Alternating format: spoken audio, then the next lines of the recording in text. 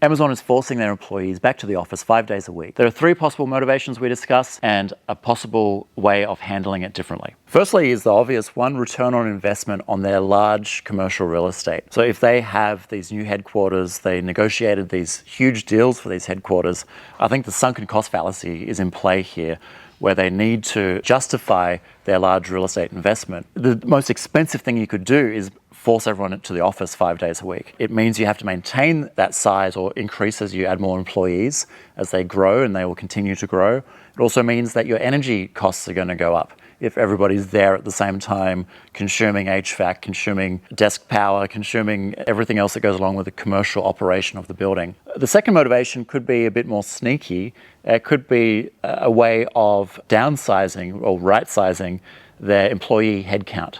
So how do we make people quit without us having to fire them? Let's introduce a policy that we know from research and from other examples that people don't like. Coming into the office 5 days a week might force people to look for another job, particularly those who have only started to work for the organization during this flexible work era post-COVID. And that will be a lot of people, a lot of young people in particular, or a lot of new employees that like the flexibility, have tailored their life around that flexibility, and now there's these hard rules that are going to impact their daily life and therefore their decision to keep working there. So staff retention is a huge part of this. And we've seen commercial real estate and staff retention go hand in hand, both positive and negative outcomes, sometimes spun as positive outcomes. My favorite example are the big post-2000 startups, Google, for example, having your laundry done in-house, having all your meals taken care of, having a number of services that you don't get in the typical workplace, but at the end of the day is to keep you there in their workplace, in their organization, so you can just put in a 15-hour day without thinking about it, but you're only getting paid for 8. So as an employee, you might be better off working for someone that doesn't provide a laundry service. You can pay for it yourself because your salary is being divided by 15 hours, not 8 hours a day.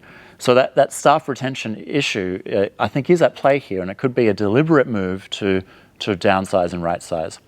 The third motivation might be more positive, and that could be an internal culture with an organization that is both warehousing, a big part of their business is warehousing and supply chain and delivery and e-commerce, as well as their knowledge workers that go into the office. And the warehouse staff obviously have to go into the warehouse anytime they have a shift. So this could create this sort of disconnect between a warehouse worker and a knowledge worker that internally could have tension. So if everyone's on the same playing field, that could have a positive outcome with HR. So those are 3 motivations worth considering. I think it's probably a bit of all of them, and it's likely that they are looking at their empty real estate, their vacancy rates, and looking at a way to get return on investment on their huge investment. So what can they do instead for that sunken cost fallacy point? Well, you don't need to get everyone back in the office to get return on investment for your commercial real estate.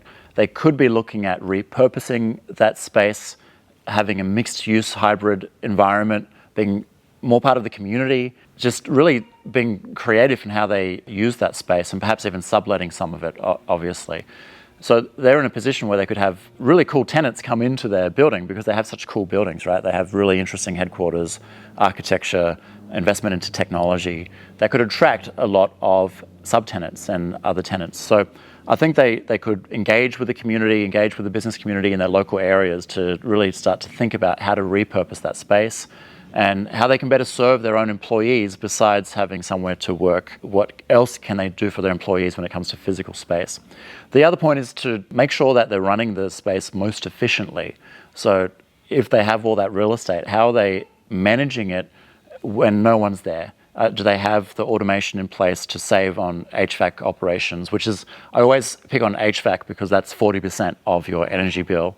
And that's usually what's pumping air in spaces that no one's in. So you're conditioning air with no one experiencing that. It's a waste of energy. It's leakage, and it's so common in most buildings that it's an easy starting point.